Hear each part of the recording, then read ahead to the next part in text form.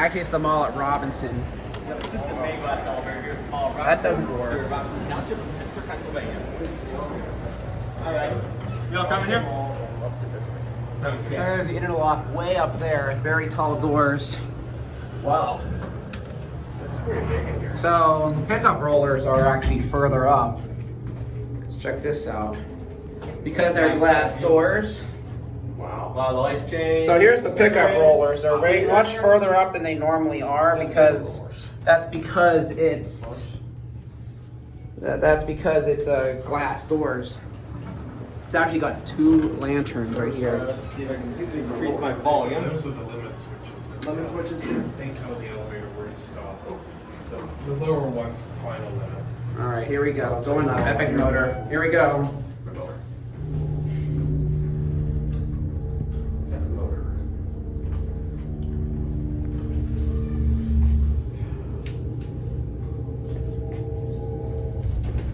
So it hits the switch up at the top that made it messed up the elevator. Now it's got that kind of speaker. It's got a speaker phone in there.